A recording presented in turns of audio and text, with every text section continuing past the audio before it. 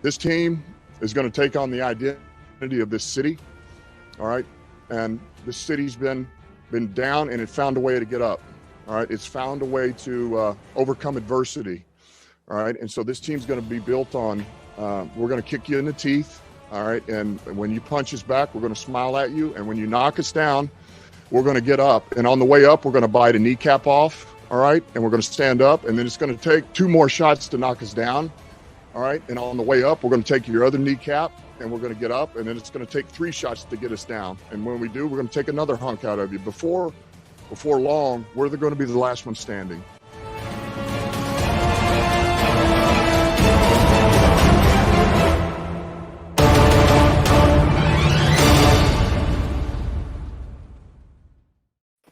Hello there, everyone. Welcome back to Spike Kool-Aid, a Detroit Lions. Again, back to Spike Kool-Aid, the Detroit Lions Vodcast. We are live today with my man, MICROMIKE from Detroit Lions Talk with MICROMIKE. What's up, Mike? What is going on, Gridiron Blitz? And hey, thanks for having me on today on Spiked Kool-Aid. It's going to be a good one. It is going. I know it's going to be a good one. And again, when it comes to Spiked Kool-Aid, if you have enough in there, you're going to be lit just like this show. Oh, absolutely. And you know, I got mine. What's going on, Mark? How you doing, buddy? Woo, what's going on, guys? How's everybody doing on a Tuesday, man? Let's get it. Let's get it. Now, speaking of Spike Kool-Aid, I had to hop in the car and go get mine. And when I came back, I saw something that was kind of disturbing. One Mr. Tiger Woods was in a 1-car accident today in California. Happened just a few hours ago, so I'm assuming it was late morning over there. He was the only car involved. They had to use the jaws of life to get him out, and they are currently performing surgery. They said multiple leg injuries. None of them are life-threatening, but that sucks, man. Tiger Woods, I mean, we got out of 2020, which was a miserable year.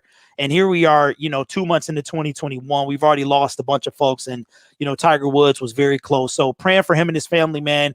Hopefully he can recover. Looks like he will be missing the Masters. But I figured it was only right, being a sports channel and, somebody's life, that I talk about this. So shout out to Tiger Woods, man. Wishing him well and speedy recovery. And I hope he does well in that regard. But we are with our fellas today of ISN. Shout out to Noble Sports Entertainment, the DERRN, and the rest of the guys. Know they're with us in spirit. And today we're going to give you guys as much as possible, hopefully 2 hours of nothing but Detroit Lions. You guys will be able to turn on your cell phones and give us a call like we do every 20 minutes or so. But we're going to start this show off the same way we did last week's, gentlemen. And that is going to be with this poll of the week. Now, before we get started, I want you guys to like up the stream. Very simple. Just hit the X on your cell phone. Make the thumb blue or white, I believe, if it's on your computer. But Mark and Mike, this is the poll that I put out last week, and it was, will the Detroit Lions draft at 7 or will they trade back? And as you can see, 822 votes with 61% saying draft at 7, which is quite the surprise for me.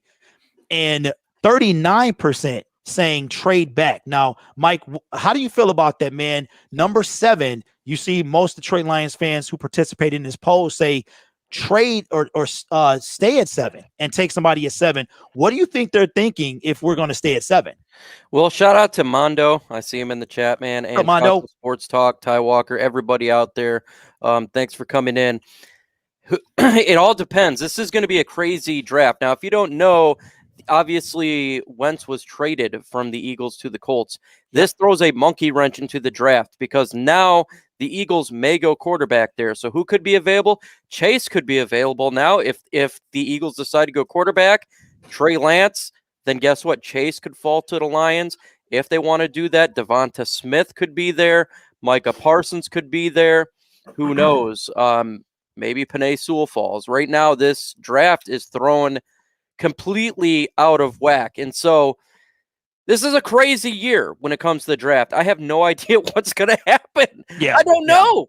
I think it's been one of the most anticipated drafts like that I've been a part of, man. Like, seeing is how you just don't know. It's a lot of people mum and hush, especially up top there, the New York Jets. They're kind of really quiet, but we'll talk about that just a little bit later on. But Mark, what do you think, man? Detroit Lions fans who took this poll say 61% to draft at 7, with 39 to trade back, which is kind of vice versa to me. I thought it would be different, but what do you think they're thinking if we stay at 7? What the Lions are thinking? What do you think the fans are thinking? Oh, seeing fans, as how they're saying stay at 7. So who do you think we're taking at 7, or who do you think they're taking at 7? What is their thought process for what you think? Well, I think when it comes to fans like us, I think they just like to stay put, and they just want to see them get the best player available right there. Because I know a lot of people, you can talk to a lot of friends and stuff like that. They're like, oh man, we can't trade back, man. We're gonna miss out on so and so. We're gonna miss out on this guy. We're gonna miss out. Let's just stay at 7. Let's just stay at 7, man, and we just draft the BPA, best player available. I know a lot of Lions fans think like that. I think a lot of football fans in general think like that. What the Lions are thinking, I don't know, man. They've been kind of, like you said, Grid. They've been kind of mum. It's been mum with a lot of teams, right? And the Lions especially. They're not giving out any details on who they're looking at or what they might be doing. They're saying, well, we could be looking at this guy. We could be doing that. They're not giving any kind of real details on who they're looking at 7. So I think when it comes to fans, and man, I'm one of them. Yeah, I'd like to stay at 7 myself too. Just because I think a guy like Micah Parsons is going to fall right there, and I think he's a guy you have to take. But that's just me right now. But I just think, play it safe for right now. I think a lot of fans kind of think like that. Okay, so play it safe would be to just stay at 7 and take the best available player at 7. Yeah, that's what I'm kind of thinking. Now, you know what the thing about that, guys, and I see you guys in the chat. I'll try to acknowledge as much as possible. When I'm on this side, the whole side, it's very difficult to do all these different things. So if I miss your comment, I do apologize. But the phone lines will be open. So if you can't comment or you don't think I see them or whatever, call in. They open up in about 10 minutes or so, 15 minutes, somewhere around there.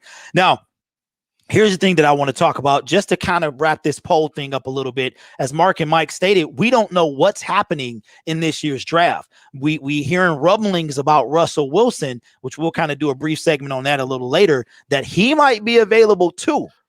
He's unhappy in Seattle. He wants to leave. So imagine you still got Deshaun Watson out there, and the Jets, speaking of the Texans, they're not saying anything. So I don't think they part with Deshaun, but you never know. But then you have Russell Wilson, who is verbally ready to leave, and he's making some ruffling some feathers as well. So if you never know what can happen. And I think, like you guys said, the draft dictates that.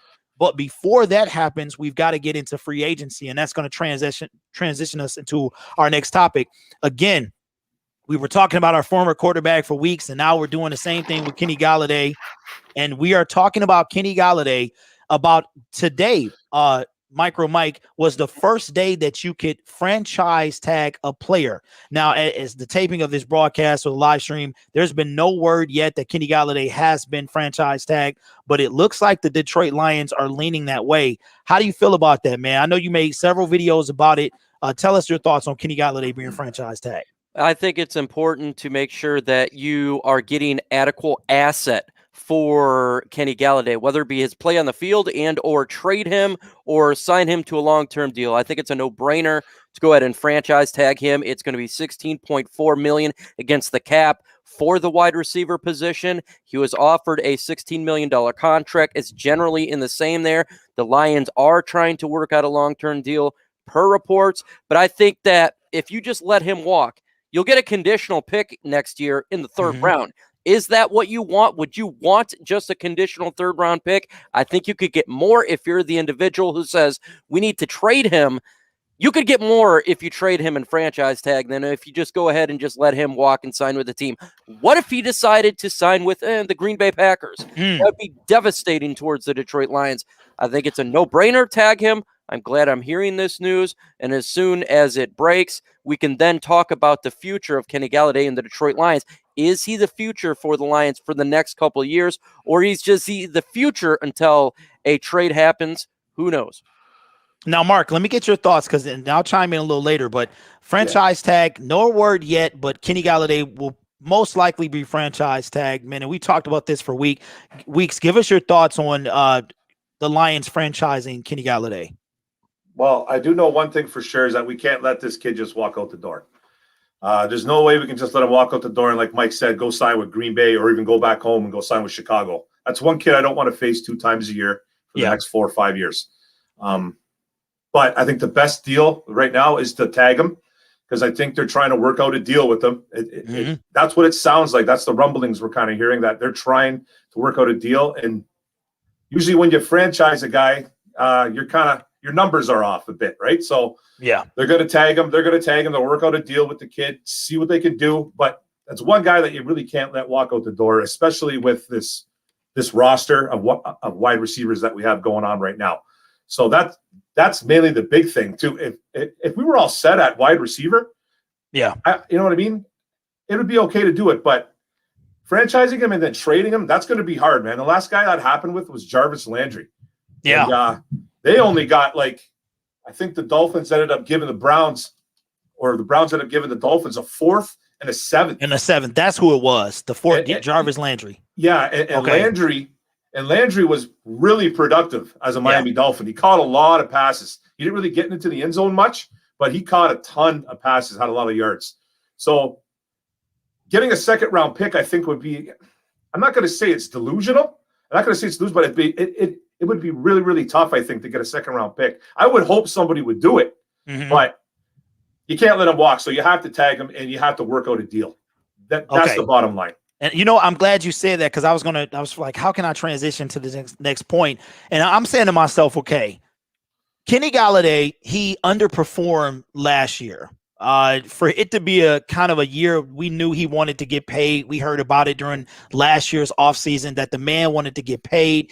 And there was kind of, on my end, a little dispute. Now, I know we talked about it, and we've got time to talk about this, gentlemen. But, okay, if you're in a year where you're trying to get paid, why would you fake an injury? You've got 2 sides of that. You've got, and I'm not saying you guys said that, you've got fake an injury so you can preserve your body for your big payday, wherever it would be. Or are you actually injured and risk, hey, well, I want this payday. You turn down $16 million, but how can you want $20+ million and you barely produce? Let me look at this guy's numbers real quick. So 2020, you had 20 catches, 338 yards. Your long was 48. I think that happened in that Atlanta game, and you had 2 touchdowns. Now, Kenny Golladay was critical in at least 4 of our 5 wins in the 2020 season. But fellas, if you are asking for $20+ million, how can you expect to get that with numbers like that? Now we'll go to Mike. We'll start with Mark first. Mark, I feel like I like the long-term deal. I know he's 27, but I'm like, okay, dude can produce. He didn't really do it last year, but when he played in the game, it was critical moments. He made critical catches, some across the middle, some deep. But my thing is, okay, you said something about a 2nd-round pick. If we're either going to get a compensatory pick, or we're going to let him walk, or we're going to get, I mean, to me, it would be smarter, in my opinion, to just sign the man. I don't know what kind of deal you can work out, but I see at least a good, 3 years. Marvin Jones is what, guys, 30, 31 years old, and he stepped up when Kenny was down. He balled out of control. He was looking like a number 1 out there. So the question I have to you, Mark, is, I mean, if you do bag or tag and bag him, then, I mean, is that really going to do the franchise any good? See, I don't know. Like, if you could get a 2nd-round pick, it's going to do okay for you. But then you're losing out on at least a number 1 wide receiver. That's bottom line. The kid's a number 1, and now you're going to have to rely on maybe bringing in somebody on the cheap, which is a word that I'm sick to death of hearing. Is on the cheap. I know. You know what I mean? I hear you, man. We don't have any money, man, and we're going to have to make some cuts. Yeah, we're going to have to do some backloading, and these guys are going to have to really work on their contracts. And convince wide receivers to come here. And that's going to be tough right now on a rebuild. So it's almost like Kenny's almost got these guys a little bit in a corner. He has them a little bit in a corner. He's like, you know what? You need me. You kind of need me, man. There's no way that you can go into the season and bring in a guy that's on the free agent list, man. There's nobody as good as me on the free agent list right now that you guys can bring in. Like maybe Allen Robinson, right, or something like that, but they're not going to do that. And if he's asking for $20 million, I think he's lost his mind. He's lost his mind. I don't think he's worth that much. Okay. He might get like 17. Hey, we have to remember too, he just turned down $16 million from the old regime. Like I'm not saying he's going to come here. He's going to go, okay, now I only want 13. Like he's not going to do that. He's not going to do that. He's not going to price himself down. So the best option is to try and tag him and try to work out a deal. And if you can't, and you hope and pray that you can get either a second-round pick or you can try to get multiple picks, like a Jarvis Landry deal. A fourth and a seventh, though, it'd be kind of tough to swallow. But if you can get multiple picks, Brad Holmes might like that. You never know. And Mike, for me, man, a fourth and a seventh is tough.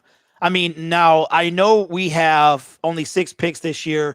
Next year is shaping up. We don't know how the LA Rams are going to do, but next year and the year after that, at least the next 2 years are shaping up pretty good. We don't know what Brad, I almost called him that, but I didn't. Brad Holmes has up his sleeve, and I don't like the 4th and 7. And I feel like, honestly, we're getting a little Dak Prescott vibes here, where you want to use me, but you don't want to pay me. But you'll overpay me to franchise tag me, but you don't want to sign a long-term deal for whatever reason.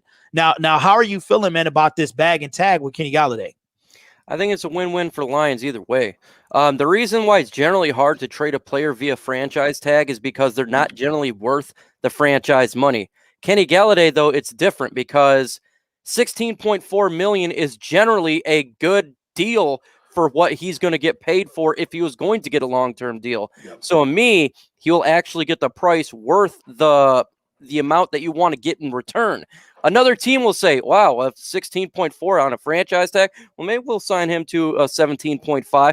It is actually, they're going to give them more than what the franchise tag in. And that's the difference here. Yeah. It's not under it. It's going to be more. So he's worth the investment. And he's also 27 years old. And he was very good when he was healthy. So there's a lot of good things coming in there. And just like you stated, there's not a lot of great receivers on the free agent market.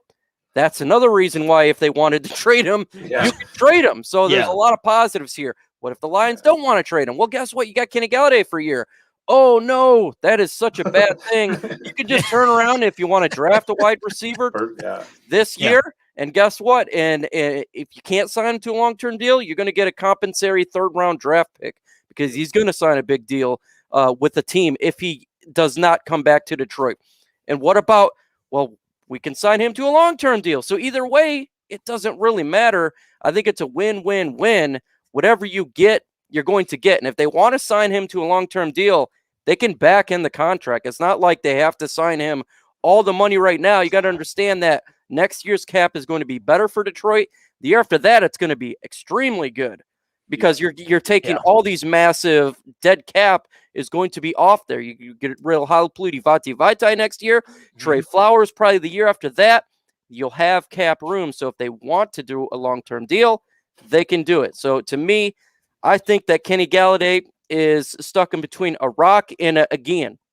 Well, listen, and again, the thing that I want y'all to realize is let's talk about it, fellas. Now, the phone lines are about to open in about a minute and a half. Phone number is going to be 515-603-5624. So go ahead. Remember to stay on the line. Clean chat, okay? Clean conversation is what we want to do, okay? But here's the thing, fellas. I'm going to throw this up to y'all. We got Dak Prescott. I brought him up earlier. He gets franchise tagged. Ankle gets decimated. Okay, now he's sitting in limbo. Is Jared going to sign me or not? Now, somebody will sign Dak Prescott, Washington football team, who for some reason is sticking with the name for the 2021 season. I just don't understand that, but that's a whole different podcast. Yeah. Okay, so if you're Kenny Golladay, and you might have, now y'all might not agree that he was faking an injury. I don't know. I'm not a doctor, but I'm like, bro, the dude wanted to be paid. He balled out of control. He been asking for a deal. They ain't been paying him no attention. What does Kenny Golladay do so he doesn't end up like a Dak Prescott? So, fellas, I got to put that in front of you. If you sign this franchise tag, Kenny Golladay gets hit a lot, lands awkwardly a lot.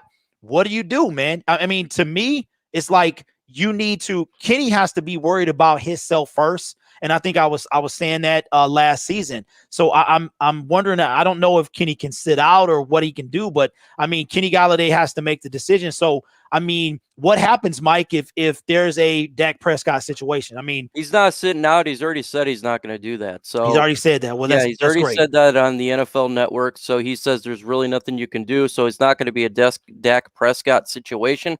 In all honesty, look, he's gonna either play for the Lions or he's not gonna play. And I don't think he faked the injury. I'm one of those guys where I think it was a legitimate injury. It's hard for me as a competitor. I played the wide receiver position to not want to be on the team, right? You know, attempting to receive that football. But he's gonna play with the Lions or he's not. And I think if he is healthy and we do franchise tag him, he will play for the Lions. Now, if he does get injured, like a Dak Prescott, hey, since you franchise tagged him, you don't have to worry about a contract the year after that then.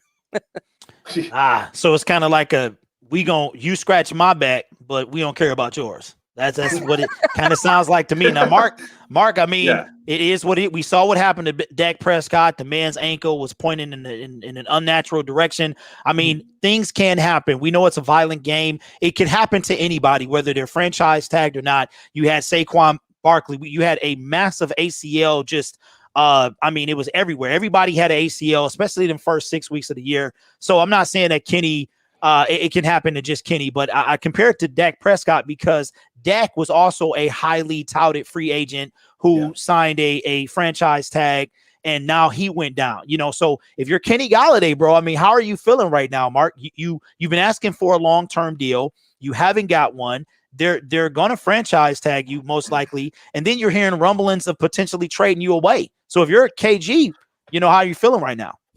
Well, he's probably got some mixed emotions going on right now for sure. But one thing's for certain, he's getting a pay raise.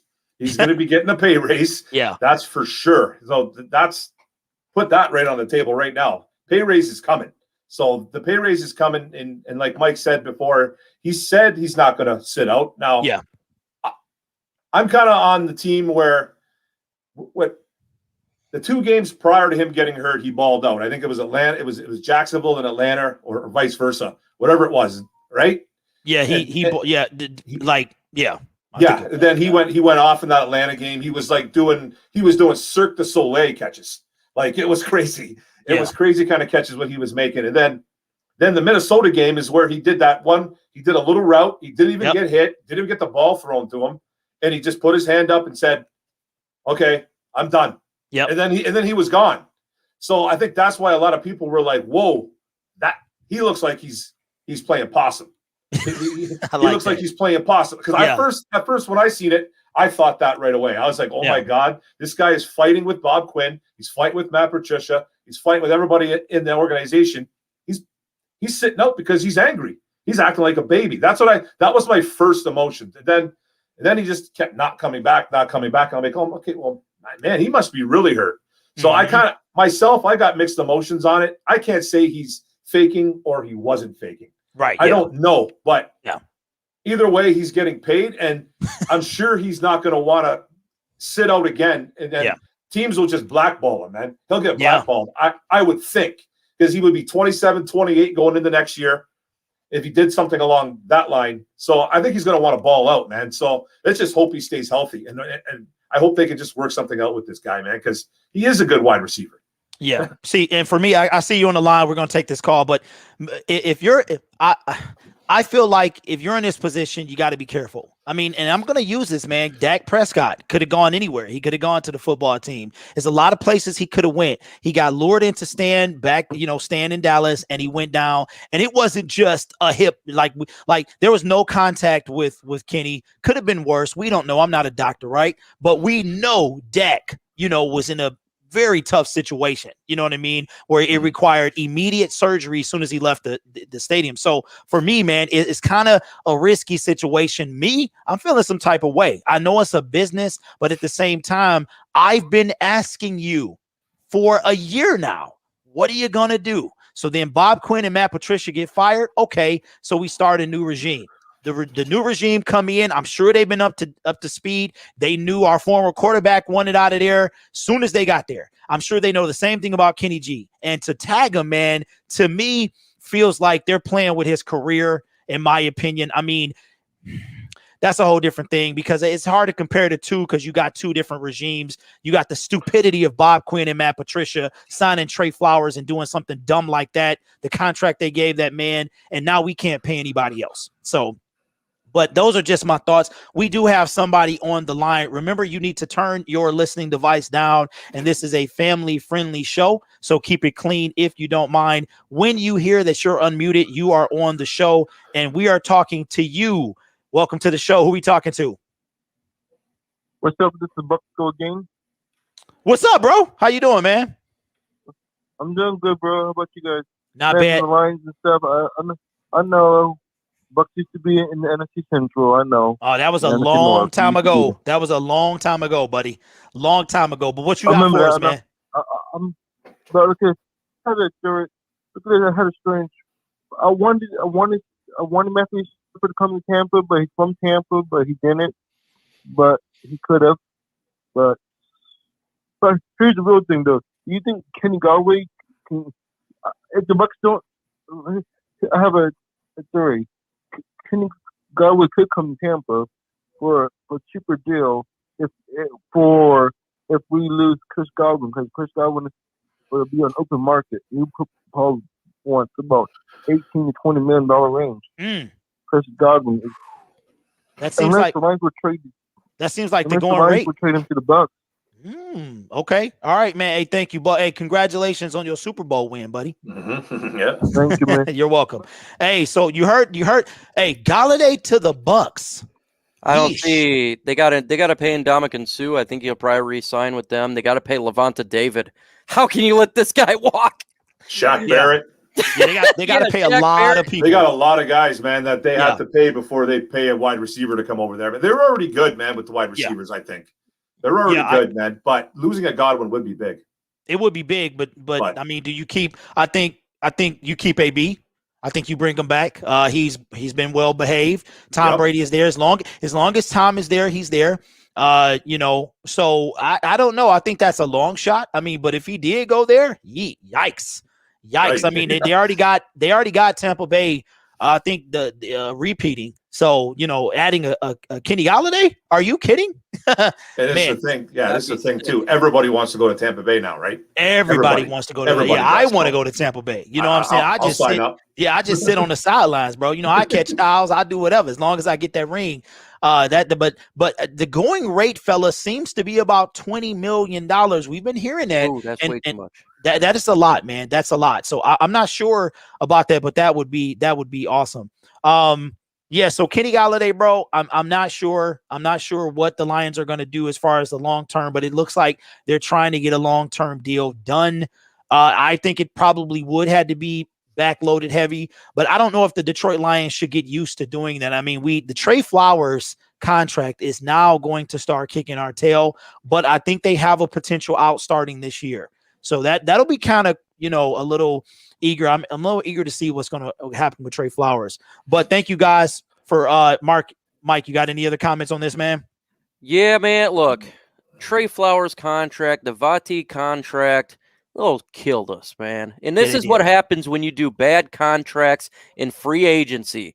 Yeah, you might get the shiny name, but boy, it can come back to haunt you if you don't draft right and get your players through the draft. And you just start signing every free agent in the world. And if they don't pan out, you get Halapluti Vati Vitide. Yeah, that's right. Vitide, yeah. The potential out on Flowers. I think we could save a little bit of money this year, but his big out is 2022. 22. So he's at least this year. He's at least a Lion this year, bro, for sure. Yeah, and I think we need some help on that defensive line. With the defense, as far as the defensive end positions and stuff like that. I don't know. I think he does stay. I think it's too risky this year. You got the COVID situation and stuff like that. So just he needs to, but yes, I agree. Bob Quinn did kind of, he put us under the coals and everything, man. We're in a tough situation. I mean, I don't know what that dude was doing. He had, to me, I mean, how many hits did he have? I mean, honestly, how many hits did he have? See, at the same time, though, Grid, at the same time, I'm not sticking up for Bob Quinn. Trust me on this one. I know. But at the time, Flowers was the highest free agent out there. He was the most sought after defensive end on the market at the time. But then you look at his numbers and you're like, his first 3 years or whatever, and like, yeah, this guy's not a game changer, man. He'll get you 7 sacks.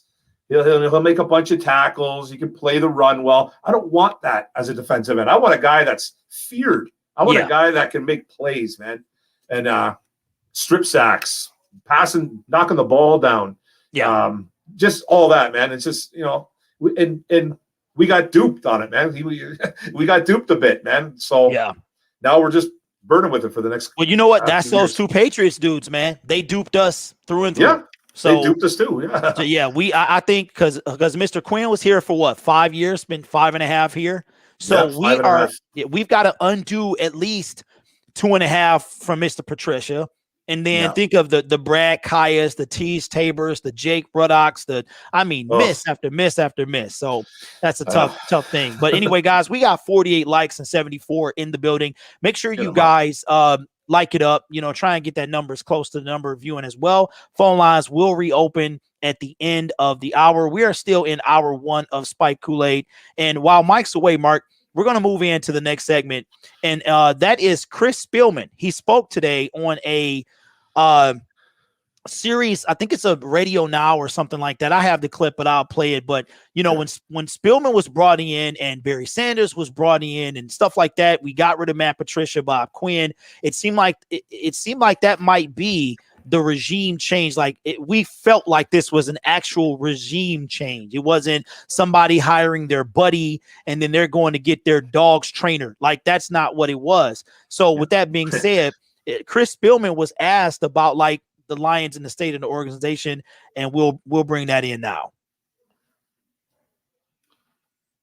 When things change and the end results historically, people are pretty excited basically because of the staff as well that Dan has, assembled with, Anthony Lynn, Mark Brunell, Deuce Staley, Aaron Glenn. I don't want to short sight anybody, but the staff that is, even John Dorsey, because everybody's seen him on Hard Knocks and what a character and great talent evaluator has been.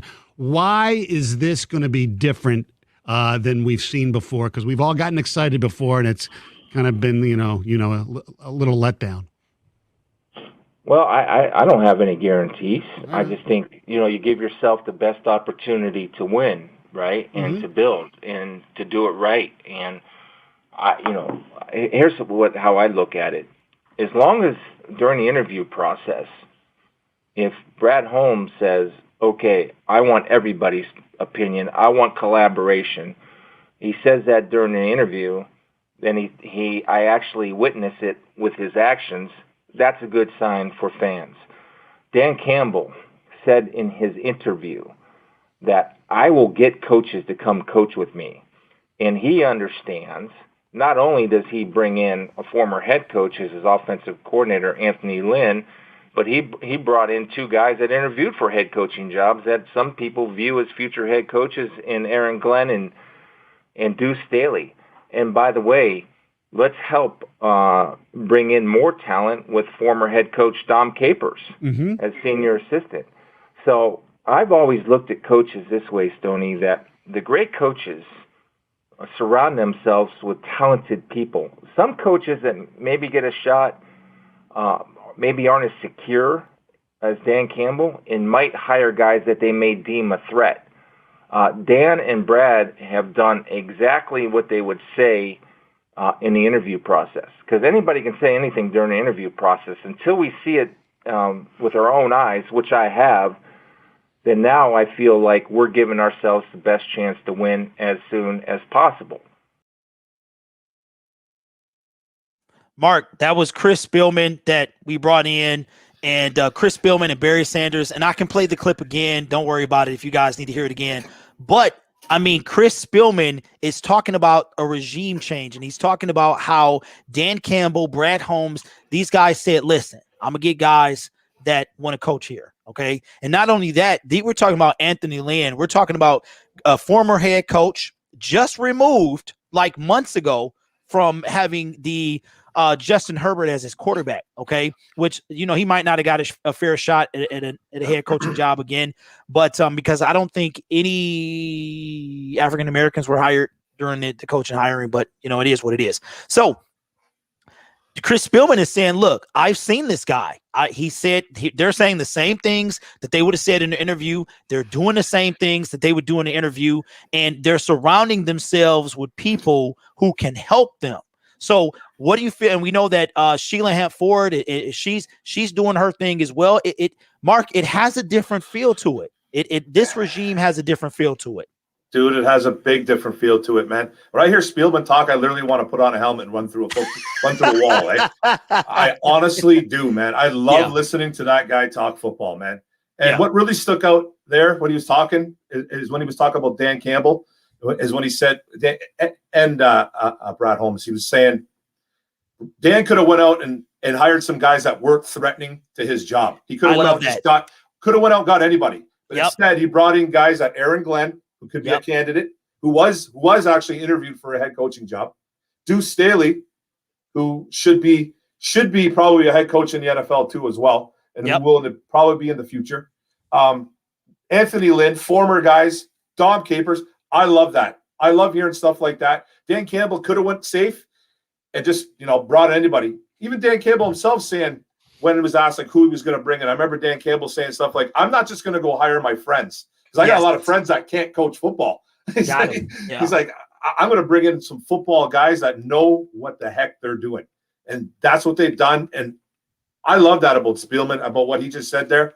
Mm-hmm. Man, I wish I had a football helmet right now. I want to hit somebody. I want to hit somebody. On the side of you, buddy. I want to hit somebody. I want to hit somebody. I love it, man. I love that. Yeah, me too. I love that too. And I love that, like you said, about a lot of times, man, we might be able to feel threatened. We might feel threatened by another individual. Well, this person can come take my job if I'm failing. Matt Patricia had 2.5 years, but again, there was no threat. Was there ever a threat that Darrell Bevell was going to take his job? Absolutely not. But even with the potential of all these great football minds, Anthony Lynn just came off. Like you said, Deuce, Aaron Glenn, all these guys that could come up and replace him, he still wanted them on his team. That says to me, this guy wants to win, and he wants to win the right way, not hiring his friends and some busted guy that don't know what's going on. Now, Mike, what do you feel, man? You had a lot to kind of say about Sheila Hamp-Ford and her changing the regime. How do you feel about Chris Spielman, man, what he said about this regime? Look, can Captain America take Thanos down himself? Can Iron Man do it himself? No, you got to assemble an Avengers team. And the NFL right now is Thanos with the snap when it comes to the Detroit Lions. You got to have a coaching staff that is hardcore to help this team out, to help this city out, to help these players out, and to grow. And that's what they did. They assembled the Avengers of coaching staff. And that's what you got to do, because right now we have a culture of losing. We have a culture of same old Lions. We have a bad culture, and you're going to have individuals instilled quality coaching to change that. And it may not even work. We don't know. But at least give it the best try you possibly can, and we can reverse the course that this franchise has been taking on since 1957. So it's important that they did this, and this is why Chris Spielman was a great hire, because he knows this. He played for the team. He understands the culture. He understands that you got to do a lot to change this team, and getting all these coaches, Aaron Glenn's of the world, the Anthony Lynn's. This is the type of stuff you do to help win, and I am extremely happy to see it. But it doesn't mean that we're going to win. It's just it's good to see that this is occurring. Yeah, I agree. Now, the phone lines will be open in approximately 10 minutes, so get ready to. The number will be 515-603. 5624. It's a little Spike Kool-Aid Bert there. So listen, guys. I know that this is a retool year, rebuild year, whatever you want to call it. And for me, being, around, I've been around for a couple of decades, and I've been watching this team for a few of them as well. And I don't want to get excited because it seems like it happens every year. But I was not excited when Matt Patricia was hired. I hated the hiring with all of my soul. And I just said, I knew what was going to happen. You knew, everybody predicted that Bob Quinn was going to hire this guy. I have no idea how he was the hottest candidate in that year. It was Matt Patricia. I wish he was. They had sleepovers. Yeah, they did. Yeah, I they didn't did. like him either. I didn't like him either. And the thing about it is, man, but sometimes because you wonder if he would have taken the Giants job, who would we have hired? Because I can't remember if Vrabel was already hired in Tennessee by the time Matt Patricia was hired. So you never know how Patriots were available. That's probably who we would have got. McDaniels or something. Oh God, Maybe. Oh God, Ugh, oh I can't stand. Ever since he left Denver and he just started to crawl up Bill's inner leg and grab onto the bottom of his underwear, I can't stand Josh McDaniels. Right? I know a lot of people like him. I don't. I hope he never coaches again in the National Football League. You just don't quit on your team, man. I'm sorry about that, but Colts fans really don't like this guy. Yeah, I don't take the job. No, I turned it down.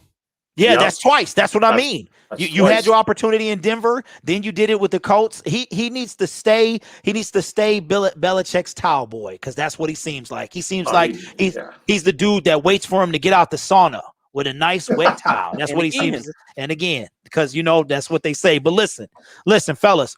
So with Dan Campbell and the comments about you can call me a meathead, that's fine, and things like that. I mean, it feels like that this regime is something different. So let's do this. What would you say to Lions fans? We spend a lot of time with this team. We cover this team. What would you say to Lions fans with their expectations of this regime? Because we know that typically they get 3 to 4 years. Matt Patricia got 2.5. Give Lions fans watching a time frame, a general time frame of what to expect as far as not wins and losses, but what would they see? Mark, what should they expect to see over year one with Dan Campbell? Year one, I think we're going to see an ultra competitive team. I think we're going to see a really competitive team, a non-quit team, like a no-quit. Like they're going to really play for their coach because that's what kind of Dan Campbell did in Miami. A few years back when he took over the interim for whoever was there. I think it was I can't remember the guy's name he took over for in Miami. They seem to really play for him in Miami. He's a player's coach. So I really expect to see I expect to see these players compete. Haven't even seen this roster. So we can't say, it's so hard to say wins, losses, what we got to do. And we've done that in the past, but what I really want to see, I just want to see them compete, man. And I'm not saying, okay, well, you sound like a typical Lions fan. You just want to go out there and compete. Who cares if we lose? No. I do care. I do care that if we lose, because a lot of people will say that to me. Like, well, you guys are just going to lose anyways. No, I want to see competitiveness. I want to see them play to the whistle. I want to see these guys actually care, because the last 2.5, 3 years, guys, we saw guys that didn't even care. You could tell. And it was a pure example of their head coach, Patricia, when he used to stand on the sidelines just like this, to the side, way away from the players, not even interacting with his own guys. That rubs off, man. Like, we've all played sports here, okay? We've all played sports here, right? Don't do it, Mike. Don't do it, man. Don't do it, man. There he is, right there. Standpoint. I'm gonna rip that pencil right out of your ear. Absolutely. Yeah, so we just want to see – I want to see guys compete, man, and play hard. That's all I want to see right now for year one. That's what I want to see. And everybody just to chill a bit. Maybe we just chill a little bit. What? So just chill. You mean taper expectations? Taper expectations, man. Everyone's going to start pointing fingers at Jared Goff. I can already see it now. I can already see it now with Lions fans. They're already going to start pointing the fingers at the quarterback. I feel for him. So everyone's got to just chill out a bit, man. But I know we all want to win, man. We haven't won in so long. I do understand it, but man, let's just compete for year one. Let's just see what this draft brings, man. You know what? I feel like that's a lot to ask for, though, Mark, because that we hear that a lot. We hear that a lot, and then by week 5, by the bye week, we're not competitive anymore. We have nothing to play for. Or, this year it was entertaining. Can the Lions make the playoffs? You needed all of this stuff to happen. You know what I mean? So I feel like that's a lot that I agree with you, though. Yeah. I just feel like that's a lot to ask for. We're asking for more and more patience. And I think that's tough to get from a Lions fan. And that's to you, Mike. We have been asking for show some patience. We've heard it from William Clay. We've heard different things from Martha. Martha came in with a little spunk. She cleaned house. And now Sheila said, playoff, man, we got to be competitive in December. We need to be, or basically you're gone. And I know you were high on her. You were like, give her some time. I didn't believe her, bro. I said, I need to see it to happen to believe it. And it happened. And I'm like, okay. Then she gets Barry. She gets Chris Spielman. I'm like, okay. Not Dan Campbell, wasn't on my radar, but I like the hire, nonetheless. So Sheila Hampford, this new regime, how are you feeling, man? We've been talking about this all week and all month, and we'll continue to talk about it. There's more changes coming, more things are going to happen. But so far, Sheila Hampford has been doing her thing, in your opinion, right? Yeah, she's done a great job, in my opinion. Look, she was given the job and she's done everything that she said she was going to do. She said if we're not a playoff contending team, they're gone. Guess what? They're fired. What she do? Turn around, got Dan Campbell. What she do? Turn around, got Brad Holmes. What she do? She got Chris Spielman, Barry Sanders. They traded Matthew Stafford, got a ton of assets, and no one thought they would get 2 first-round draft picks, a third-round draft pick, and Jared Goff. I mean, she's done exactly what they said they were going to do. So, of course, I'm very pleased with that. Is it going to result in wins this year? I don't think so. My expectations are extremely low. Yeah. And the reason why is I feel like there's not a lot of – you're going to have to do a little bit of roster turnover here. These Patriots are going to have to go. Yeah. These undersized, inability to run – I mean, they're slow.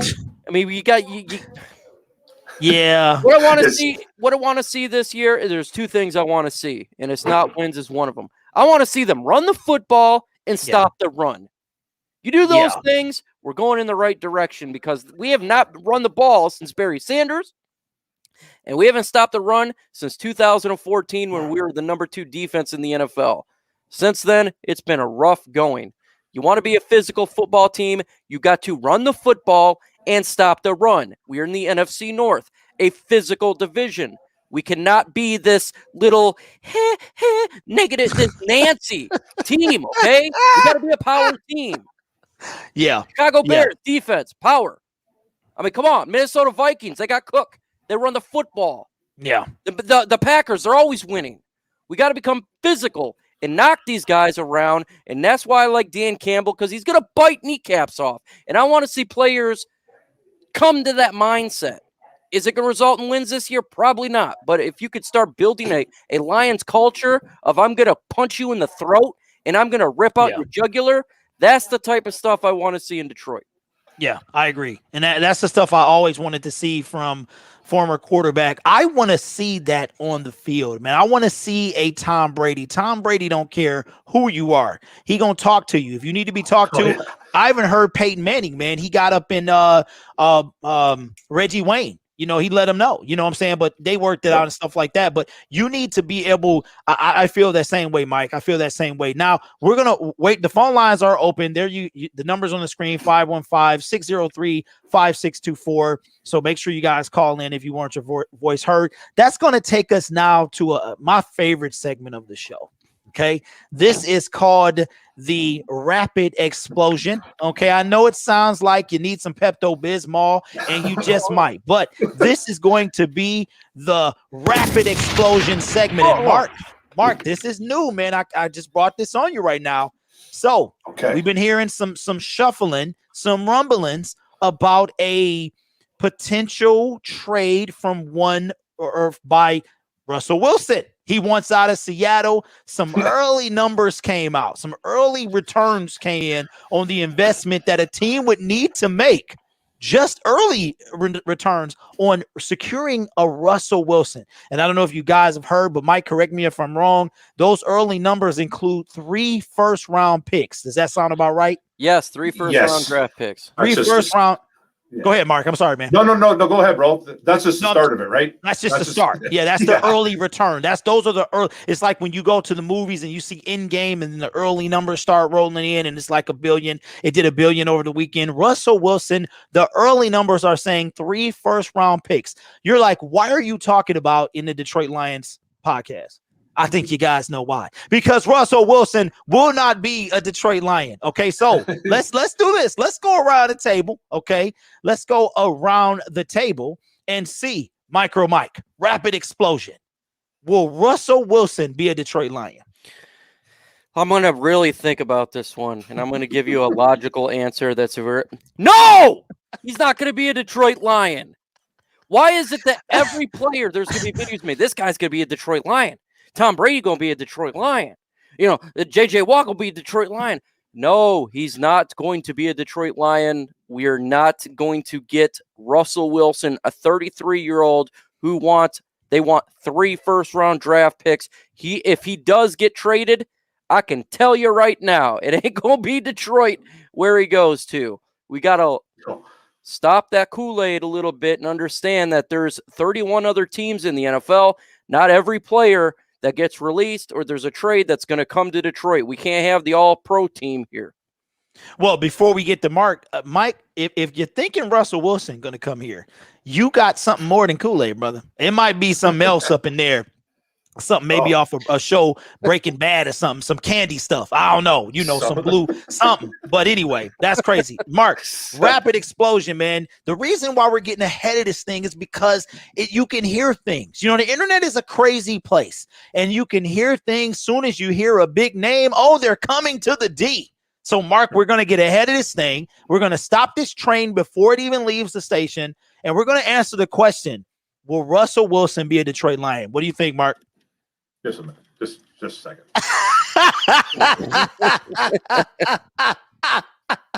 No.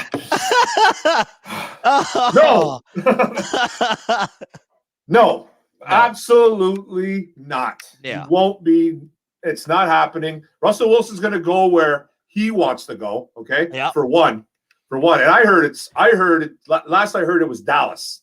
That was the team that I heard Dallas. I heard he was apparently eyeing up Dallas. How true that is, man, you know as well as I do, guys. Who knows? But he is not going to be a Detroit Lion. We're not giving up 3 first-round picks for a 33-year-old quarterback who's phenomenal, by the way. Don't get me wrong. Yeah. He is the second best, in my opinion, quarterback in the NFL next to Patrick Mahomes. I think he's right up there. He's top 3. He is top 2, top 3. But it's not going to happen, guys. We're not doing it. All Lions fans. This is one thing I can give credit to Lions fans, though. I have not really heard anybody going, "Oh man, he's coming to Detroit." Not yet. Coming. Not yet. You have it. Russ. But videos will be made. Yeah, I'm sure it will. Man. Yeah, I'm sure it will. But yeah, it's one thing I could say. I haven't heard too much about it, but yeah, I did hear Dallas. So that was the only team I've kind of heard was Dallas, and actually, I think I read that today. They will throw Dak Prescott in the trash in a second. I believe that they will turn their back on him in a minute, especially with the injury, and they'll say, bring us a – I kind of feel like the Washington football team. I feel like a big-name dude is going to go there. The Patriots, and Mike thinks the Patriots, but man. There's no weapons over there, man. Yeah, in New England, no. I don't know. He makes players better, but I don't know, man. He's going to pick his team. Yeah. And it'll be somebody that I don't know. I can't even come up with a team. I guess Dallas. I don't know. I know it's going to be a doozy, man. I can't wait to see. I don't know. You don't hear any much. You guys noticed since the end of the season, since probably around the wild card, well, maybe the championship game, the Deshaun Watson talks have cooled down. Now he's not in contact with his general manager. He refuses to talk to him. Yeah. So this is going to be a doozy of an offseason. I expect some noise to be made, but I think that, if Russ is available, somebody's gonna get him. Somebody's going to get him, man. I just feel I don't know what Washington's capital is, but I just wanted. So that was our rapid explosion. So go get your Pepto-Bismol. So we have Travis D is on the line. What is going on with you, Travis? Nothing much. Travis, appreciate you, man. You call every single week since the phone lines have been open, man, and we do appreciate that. What you got for the panel, man? Who are some free agents that you want us to avoid signing? Okay, say that one more time, bro. Who are some free agents that you want us to avoid signing? Oh, guys that you want. I know. Deion Lewis, easy. Yeah, Deion Lewis. Well, listen, who do you not want us to sign, Trav? Richard Sherman and KJ White.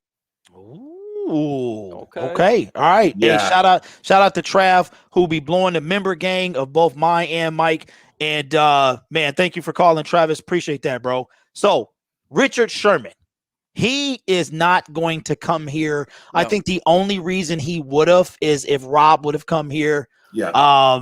Yeah. Dude is definitely not the best cornerback in the game. Mike, who? Yeah. Yeah, go ahead, Mark. He turned into a safety.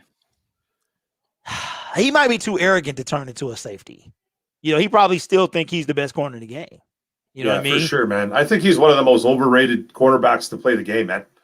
He is. I agree. He's been put in some good spots. He's been put in some good spots and some really good defenses over the year. And he has accumulated a ton of picks, but he's a guy that really doesn't travel with a number one.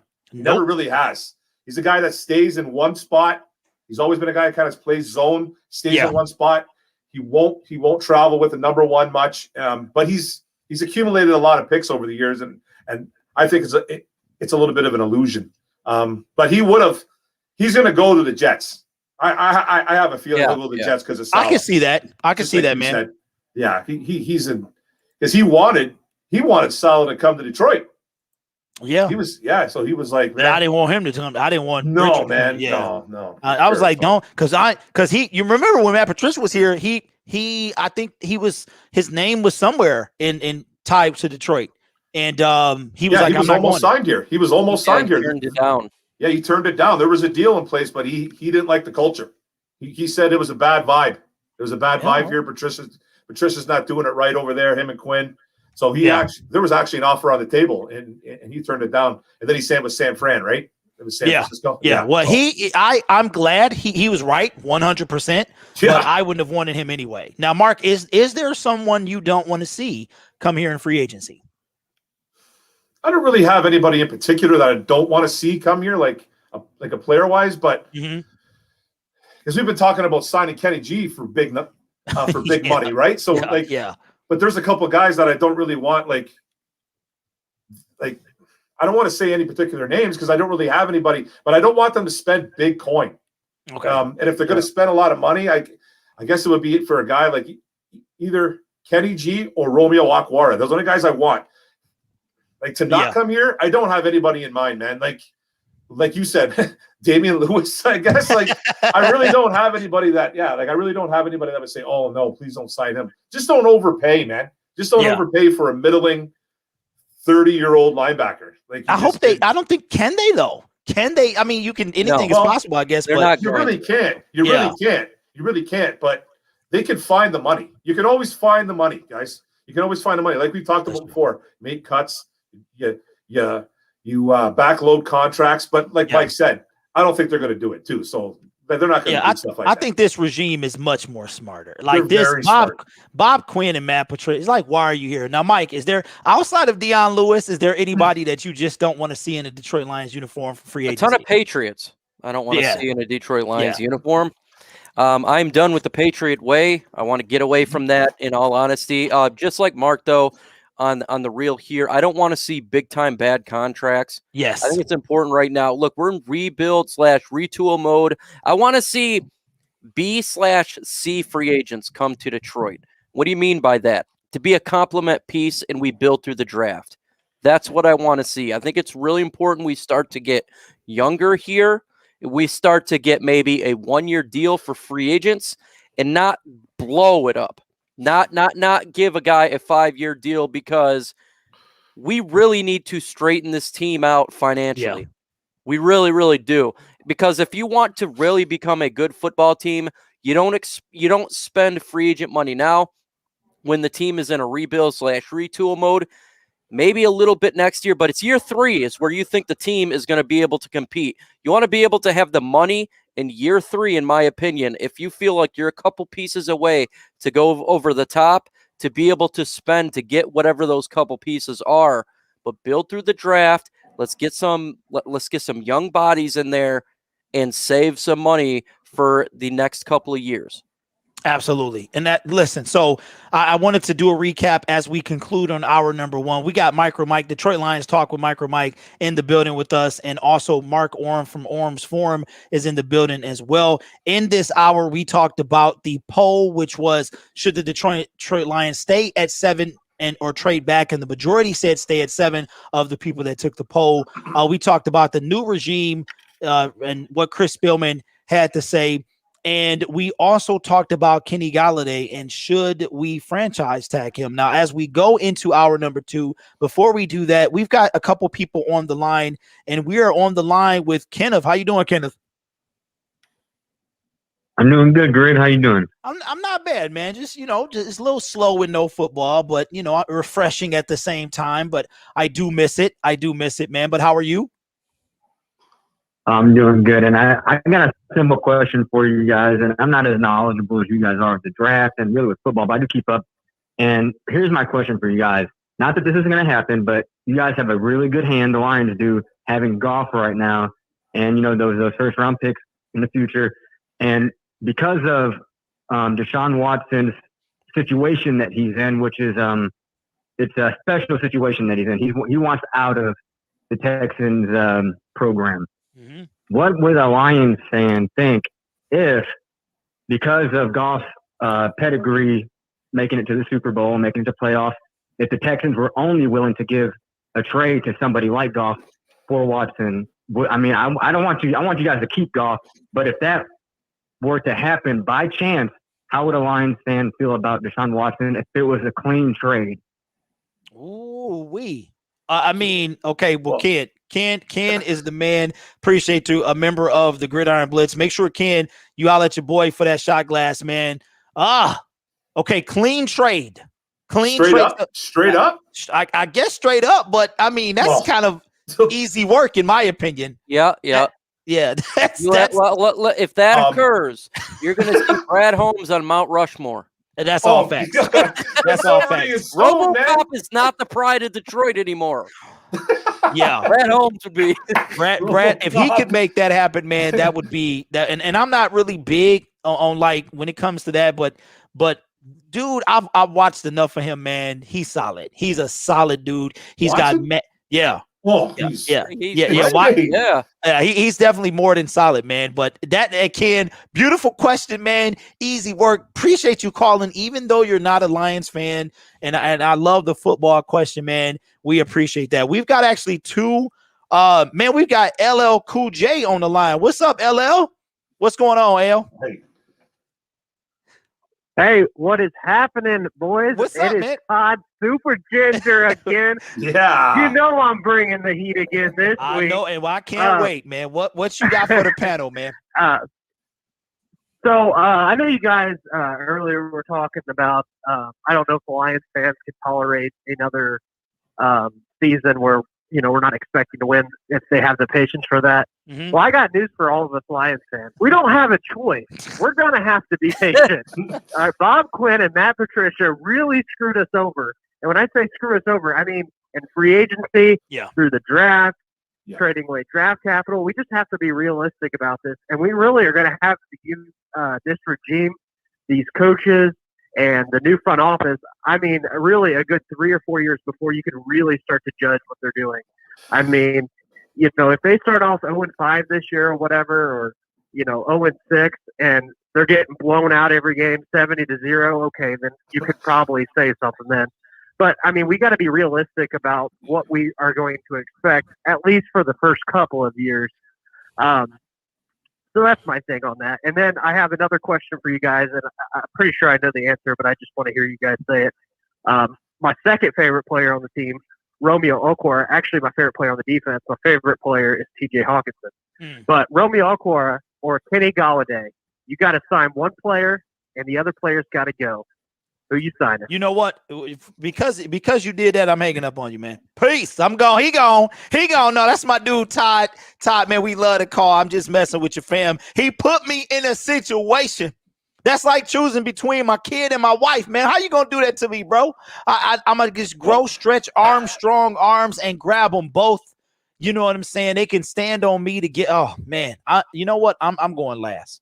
I'm going last. I mean, who wants to go first? Kenny G, you got to pick one. The other one you got to throw off the Titanic. No raft, no life jacket, nothing. They just going under. Hey, Which one you? Kenny Golladay, I loved you in Detroit, but I'm sorry. Romeo Okwara is the more valuable player here. I need to get after the quarterback. We have a terrible defense, and I mean terrible. I mean terrible. It's terrible. It's We terrible. have no one that can get after the quarterback. Romeo Okwara, very young, 25, been on the field the whole time, not injured. We don't hear a whole lot about him, and his brother was just drafted by the Detroit Lions. I'm going to sign Romeo Okwara for this defense, no doubt about it. Man, somebody cue up Celine Dion, because I hear in the background, Mark, who are you taking, man? You got to let one drown and you got to take the other one. Which one you letting fall off the Titanic? Well, I'm going to be Leonardo DiCaprio, and I'm bye-bye, Kenny G. Bye-bye, Kenny G. I'm sorry, bro. I'm sorry, man. You can't let a defensive end like Romeo walk out the door. He was, like Mike said, this defense was so bad, terrible. Yeah. You know, Charles Barkley, terrible. You know what I mean? So it was that bad.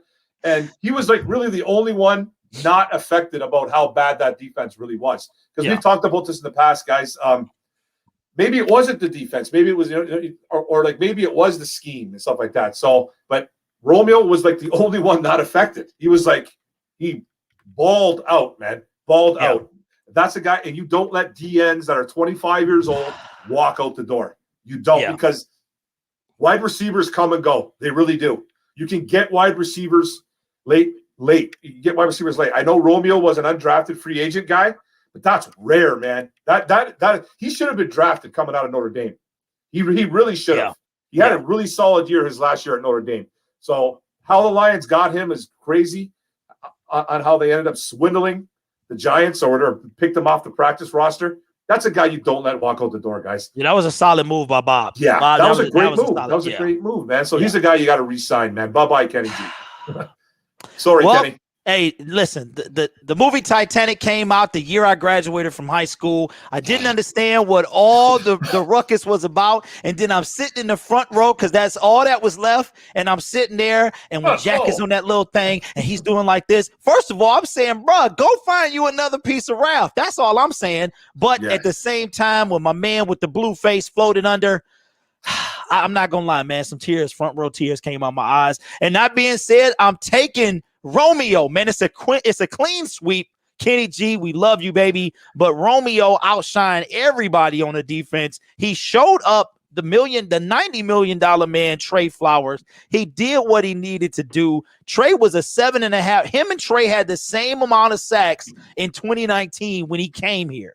When Trey Flowers got here, you signed big feet over there to $90 million, and quietly Romeo is just causing havoc. So he gonna want some money too. So I'm sorry, Leo, but I gotta let you go, man. Kenny G, he gone, and we are taking Romeo all day. Now we got our last caller for this segment, Crimson Shadow. What's up, man? Yeah. What's up, guys? Anyways, if I could throw my hat into that ring, Romeo all the way to Kenny. Have you ever heard of a rebuild starting with a wide receiver? I haven't. It's Romeo, no brainer. But what I was calling about was anything to do with free agency at this point. I don't see the point of us even discussing about free agency just because we're not going to get anything. Because think of it like this. You're going to have to prove that you guys actually are willing to change. You can say you're going to change, but you got to remember, most players that ever come here on free agency are always overpaid. Trey Flowers and Big V would be that example. If you really want to go that hard into free agency when they're just going to try to say, nope, I ain't coming to you unless you pay me this amount of money on that blank check. Yeah, I agree. Well, you know what I mean? I know what you mean. Crimson is the man. Appreciate the call, my brother. I'm sorry I got a 97-1 to ticket you, bro. But we are behind and we're rolling. But keep the phone lines blowing up, man. Do what you do. Crimson Shadow, my man. He says, ain't nobody gonna want to come here. I agree. Yeah. But at the same time, we chopping on. We Hannibal Lecters up in here, man. We eat kneecaps and toes and having some ears on the side. So I don't know, man. Race. I feel get some little fava beans. I think that Dan Campbell, Mr. Meathead himself, is going to have some people, want to come here. Now, before we move on to Jeff Okudah, because I can't wait to talk about this. Oh, yeah. Real quick. Let's do a real quick segment. We're going to do another. This one's going to be reverse rapid explosion. Well, we go back. No, I'm just playing. Okay, here we go. Golden Tate. Do we bring him back? What would y'all say? Mark, if Golden Tate wanted to come back, fair. We're not talking about deals and money. We throwing out a side. Okay, we living in Mr. Rogers' neighborhood with miniature cars, and all you got to do is put on your shoes and tell me, would you take Golden Tate back? 100%, yes. 100%. Yeah, Okay. if you're not, he's gonna be cheap anyways. He is. He fighting people and trying to, so Stealing donuts. telling the kid. Yeah, no, right. All right, MicroMike. What do you say, man? Take him back. I got no problem with Golden Tate. Great player here in Detroit. Great attitude, and he was the Yak King. Yeah, he was. And I gotta keep it real, man. I take him. I love Showtime when he was here. He did his thing, man. It's a shame we couldn't do more with that roster. But it is what it is. And if Golden Tate is out there, we all we've been saying all offseason is on the cheap. I'm gonna say it here on the cheap, man. Bring him here. I don't think, I don't know what kind of deal Golden Tate has waiting for him, but I don't think he starts 2021 as a Lion. I mean, I'm sorry, as a New York Giant. Now, let's move in. Now, Mark, you don't know about this, man. Me and Mike had a little, we had a little discussion. We was 50-50 on this. He was on the right, I was on the left. We had some difference of opinion. Okay. And that is Jeff Okudah. Now, Jeff Okudah was drafted 3rd overall in the 2020 draft. I hated this pick. I still hate it. Okay. I hate this pick. Even though he lost Darius Slay, so I'm 100% biased. All right. But at the same time, I also keep it real. Now, it comes out that Mike, it was Aaron Glenn. Is that right? That's the defensive coordinator, right? Aaron Glenn. Okay, I just want to make sure I was saying it right. Okay, we're gonna bring in this right here. Make sure y'all like up the stream. If you take a look at the stream and the screen, we got 61 likes. Make sure you get that up. All right, so this is a quote from Aaron Glenn. It came from SB Nation, something like that. I want to make sure I give them credit. Now, below, you see just kind of some stats on Jeff Okudah, the 3rd overall pick, 41 solo tackles, no forced fumbles, 1 interception, and he had 2 passes deflected. I guess that's what that means. Now, this is what Aaron Glenn had to say. He tells Jeff Okudah, quote, "Don't try to live up to be the 3rd pick in the draft. We don't need you to do that. We just need you to be the best Okudah you can be. And that'll be good enough for us," Glenn told Tim Twentyman, Detroit Lion sideline reporter. Now, I need to go first here.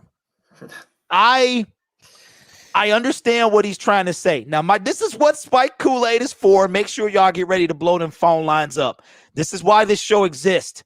I gotta say, man, if he was trying to boost the man's confidence, I get you. All right. If he was trying to look, hey there, baby. Hey there, little buddy. We don't need you don't try to be the 3rd overall pick. Just be the best Jeff Okudah you can be, because that's all we need from you. Get up out of here with that, man. This dude was drafted 3rd overall. 3rd overall. Okay. Number 1 pick.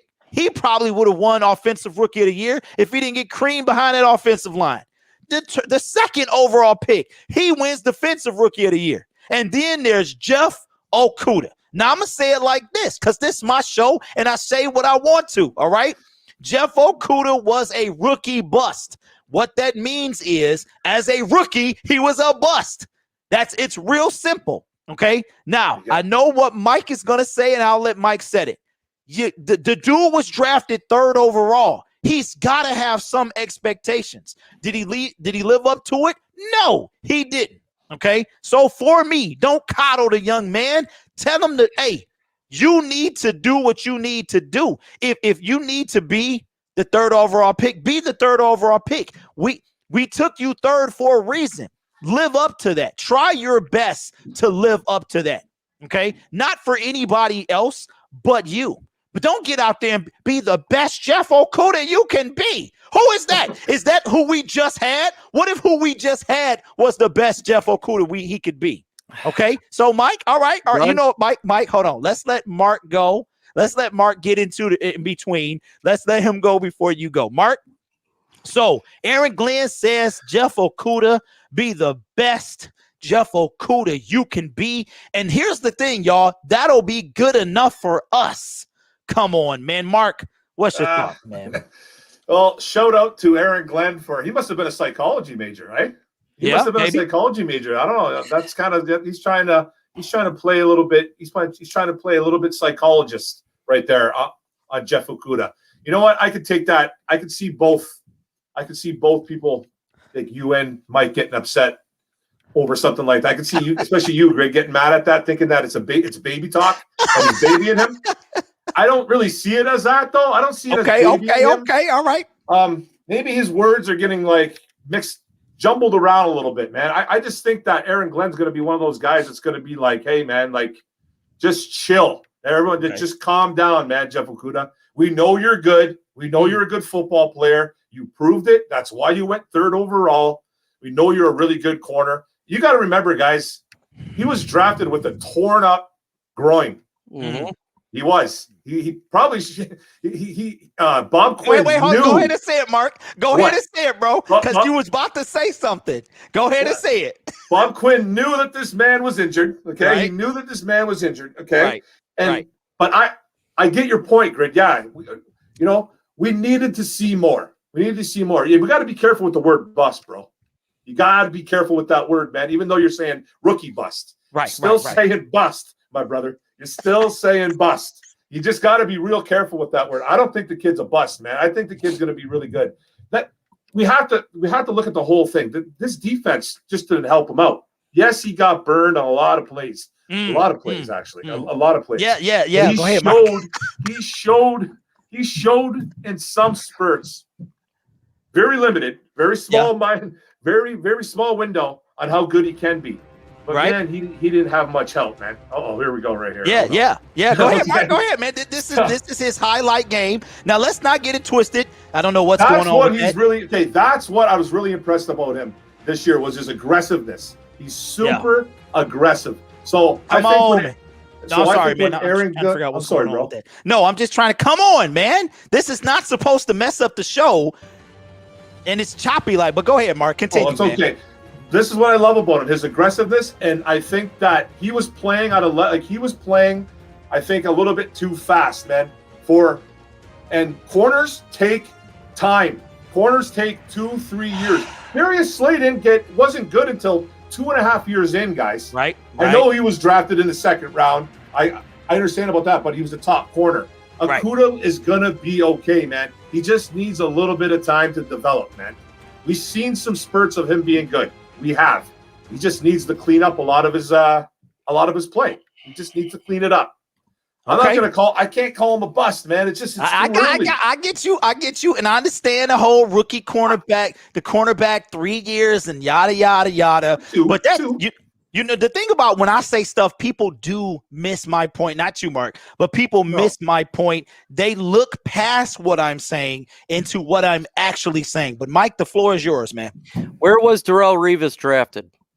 14th pick. Okay, 14th pick. If he didn't have the money issues, would you draft him as a top 5 draft pick? Yeah. Okay, you're saying after I saw what I saw. Would be drafted in the top 5 if everyone knew where he would end up. Was Darrelle Revis great as a rookie season? No. Cornerbacks take time. It's one of these positions. There's a handful of positions in the NFL. The quarterback position, generally, the cornerback position, generally, and the tight end position, generally, takes time to develop before your instincts take over. Cornerback, you're looking at so much, and you're trying to compute everything at such a high level because the speed of the game is so different. When you're computing it, you're not reacting to it. So it takes a little bit of time. Darius Slay, trash his rookie and his sophomore year. Amani Oruwariye, from his first game to his very last game, was a complete different player. Why? Yes. Because it takes time. Should he have been drafted that high, in my opinion? Probably not, because you don't draft cornerbacks that high. Why? Because it takes time for these guys to develop. It's not like it's a defensive tackle. It's not like even a wide receiver.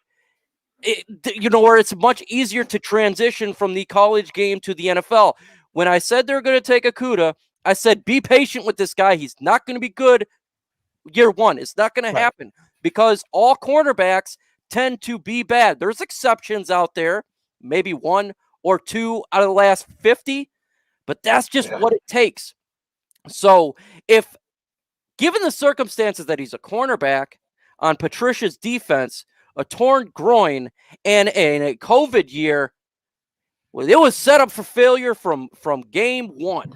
It was set up for failure for anybody, for a rookie, specifically if you're a Detroit Lions rookie, going to a mess that was the Detroit Lions defense and leadership skill set. If they wanted to be a win now mandate, they would have took a different player, but they took Jeff Okudah. It is not his fault he got drafted with the 3rd pick. It's not his fault he got drafted to the Detroit Lions. Now, when he says, be the best Okudah you can be, what he's trying to say is just take the time, take a breather here. A million things are coming at you right now. I was a defensive back. I was a defensive backs coach. I understand the situation you're dealing with. Once you learn our system, once it slowly comes in and not be thrown into the fire like he was week 2, where you don't do that going against the best wide receiver, top 5 wide receiver in the NFL, week 2, a rookie cornerback with a torn groin, and expect to have success. You're not going to have success. That's a recipe of disaster. That's drafting Matthew Stafford behind the 2009 offensive line and expect him to win every game. It wasn't going to happen. Jeff Okudah now can take the time with a competent coaching, with a competent placed in the right position instead of be thrown into the fire against the number 1 of an opposing team and learn the position. And then once he learns the X's and O's and the system, he can react to the play on the field where you get players who finally turned the corner. Darius Slay, it took him a little bit, but once he learned it, once he was able to react and use his instincts, he was getting turnovers. He was doing the right thing. If you see Jeff Okudah, he has very fast speed. He has good hands. He just needs to slow it down, understand the game, and once that happens, he will be perfectly fine, in my opinion. I think he'll be a stud on the team. I think him and Amani Oruwariye will be a young duo for the Detroit Lions defense going forward. That's going to be coveted by many teams. They're going to say, wow, this is a very good young duo. But the expectations for him in his rookie season should have never been, this guy needs to be the defensive rookie of the year. That should have never been the expectations for him. That's a complete setup for failure. Derek Brown was more ready. You got was more ready. Isaiah Simmons was even more ready, even though he didn't do that great his rookie year. That's who I wanted. There was many other players who were more ready, and that's why you generally see them taking before a cornerback in the NFL draft. Okay, Mark, you were going to say something? Oh, that's who I wanted. I was just saying that about who the Lions missed out on was Simmons. That was one of the guys I really did want, even though he struggled in Arizona. But he played really well down the stretch, Isaiah Simmons. If you go look at some of his numbers and some of his stats down the stretch, he was a baller. And it's not really fair, man, to say that Chase Young won Defensive Rookie of the Year, bro. That guy's surrounded by greatness on that D-line, in Washington, my man. Yeah, right. I got you, Mark. Okay, listen, bro. This how I feel, man. This how I feel. Look, you're 100%. You're 100% right. My thing is, if you drafted 3rd overall, that's it. Right. I don't care what you're supposed to be doing. Okay, like I talked to Mike about this earlier. Yes. Did Jeff Okudah say, "Hey, this is Bob Quinn. We want to draft you to the Detroit Lions." Right. Jeff Okudah didn't say, "No, man, I'm not ready. I'm not ready to go number 3. I'm not that good. It take me time, coach." But no, he got up on his couch and said, I'm the cornerback. So my thing is, if you drafted 3rd overall, you need to show up. Let's look at the dude's stats. Let's look at his stats, bro. Okay, we're talking about 41 solo tackles and 1 interception. And that 1 interception came in the Arizona game. Now, to the chat, I'm not saying that this guy won't be good. I'm not saying that he's not any good. I'm saying that trying to don't just be the best Jeff Okudah you can be. I get it. You're encouraging him. You know what? Shrug off last year. My thing is, this dude got paid like the 3rd overall pick. You don't think it's a quarterback that was drafted in the 5th round? Like, why this dude taken before me? I know I'm better than him. It's some dude in the 5th round working his tail off to be on Jeff to wish to be taking the 3rd overall pick. And yes, it's not his fault, but I don't see him turning it down. I didn't see him saying I wasn't ready. Okay, then you get out there, you play 9 games, and as far as being hurt, okay, you were drafted in April. You didn't take the field to September 13th. So if your groin is popped, then get it fixed. That's all I'm saying. Grid, if you were drafted with the 3rd pick in the draft, yes, would you accept that draft and would you accept the money? Yeah, I would. Okay. Yeah. When you got drafted, I should make a video and say, he should have known the expectations. He could have turned down being with Matt Patricia. And I bet you there's a lot of players that saying, thank God I was not drafted to the Detroit Lions, instead of saying, hey, I wish I'd gone to Pat Patricia. I feel like we letting this guy off the hook. I feel like Aaron Glenn is letting him off the hook, man, because Jeff Okudah, he a cocky young man. Okay, he's a cocky, arrogant young man. So maybe this humbled him. Now, if he learns from this, but don't tell him don't have 3rd round pick expectations. You think Calvin Johnson didn't know he was the 2nd overall pick? So obviously this ain't directed toward you, gentlemen, or anybody in the chat. I'm just like, I hated this pick. I hated it. I wish we would have traded back, taken a defensive end that I've been yelling about for years, and we passed on several of them. Okay, and we didn't take. But that's not his fault. That's the thing. That's not his fault. It's like people when Stafford got traded. Now they're just going to hate Jared Goff because he's gone. Well, I told you so. I told you so. I didn't think he was worth the 3rd overall pick. I don't think he was. We cannot do that to whoever gets drafted or whoever is gone. Well, I'm going to troll because I wanted Stafford here. I'm going to troll every Lions fan when Jared Goff doesn't do good and say, I told you so. To me, no, Mike, I think, and again, I think this is what I'm saying. I'm not trolling him. I think the young he has potential, and I think he's going to be solid. I just don't like the fact that it seems like Aaron Glenn is giving him a pass. You sucked. It wasn't his fault that he got drafted here. It wasn't his fault that he was hurt. It wasn't his fault that he was picked 3rd overall. But his performance is 100% his fault. If you are picked number 3, you're supposed to be a stud. Everybody was like, this dude is the 3rd overall pick in a draft that produced Justin Jefferson. You dig what I'm saying? You got to boss up and show out. He didn't do none of that. That's all I'm saying. And to be like, well, here's your stroller, Jeff. Here's your little baby rocker. You know what I'm saying? Here's your infamil. You know what I mean? Here's all of that stuff. Here's all, Mark. I think your mic might have went up, might have spiked up, man. And again, here, this is what I'm trying to say when it comes to Okudah here. And again, the guy was. It was not his fault where he was drafted. Very true. And Aaron Glenn was a defensive backs coordinator. I think he played defensive back.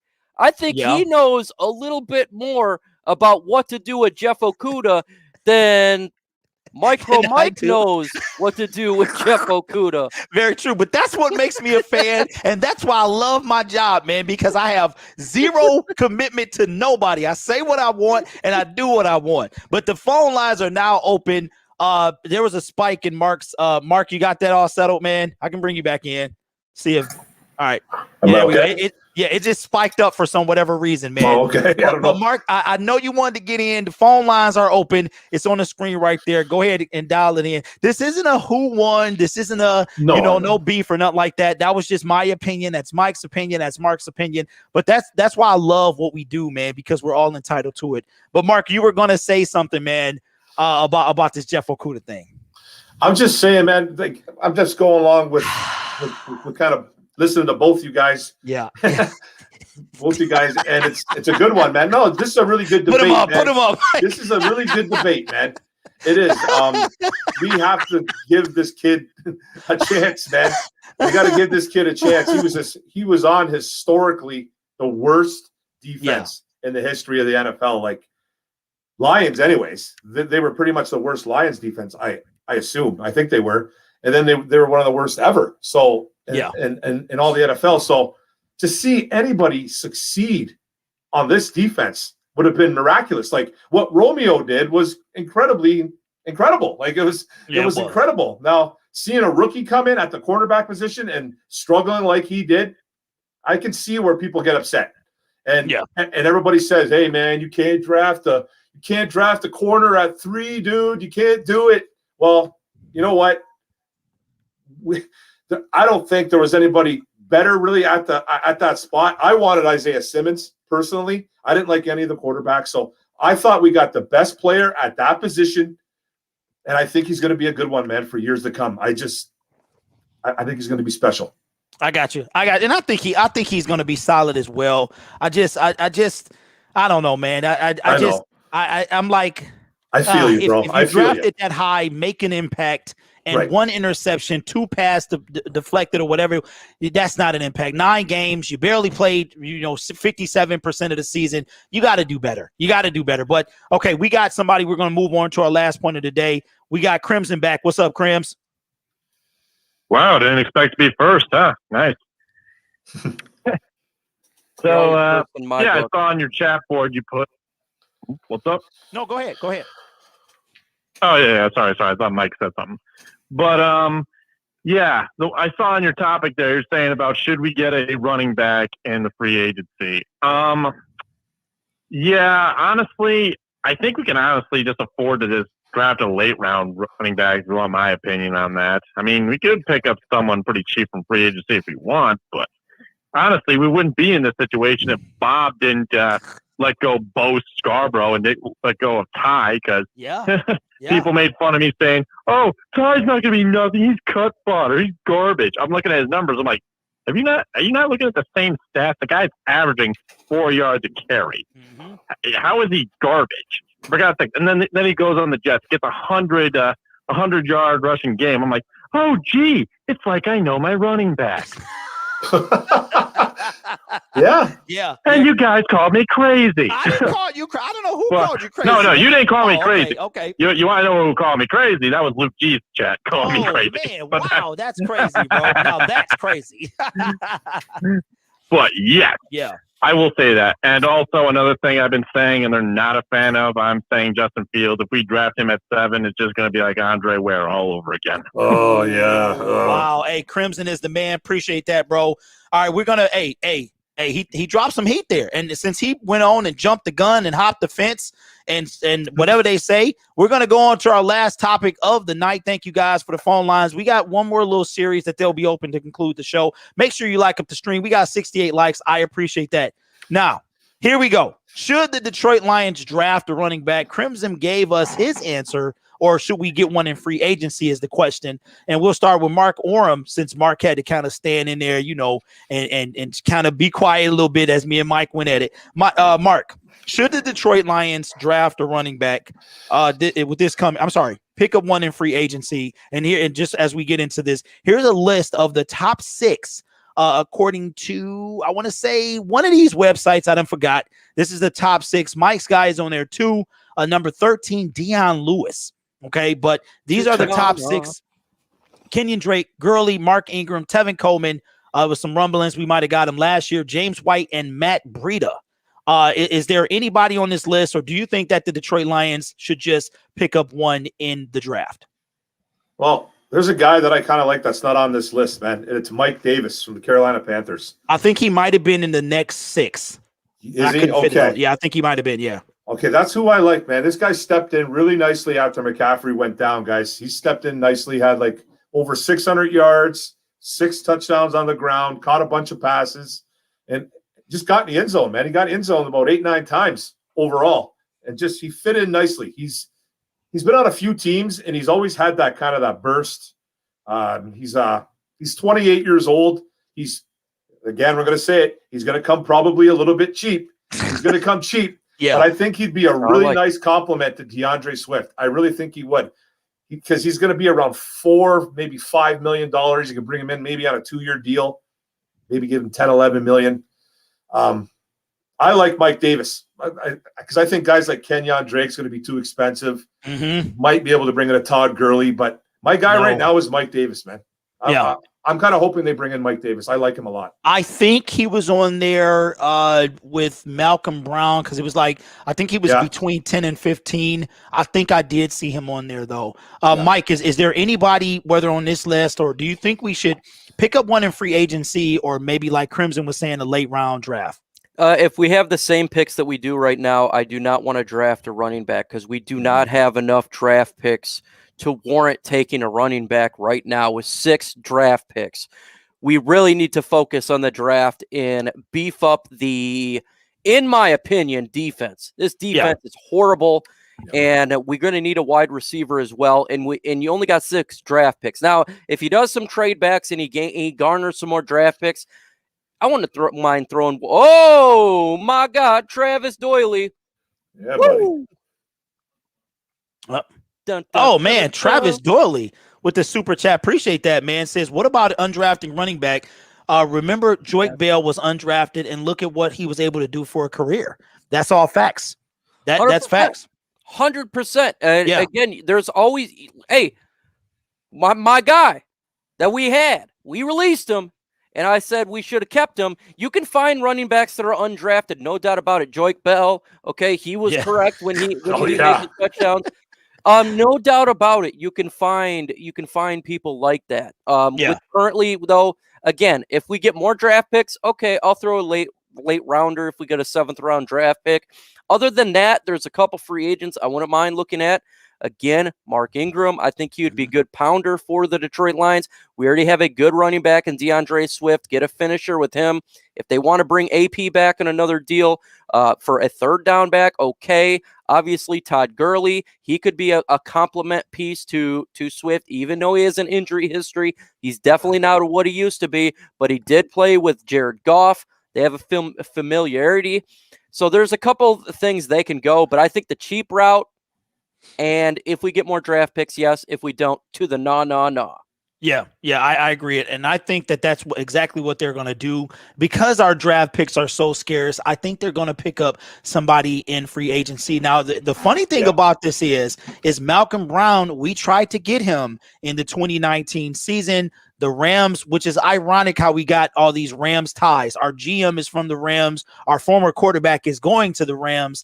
And we tried to get Malcolm Brown, who played on the Rams and still does. And he's in the top 15 as far as free agent running backs.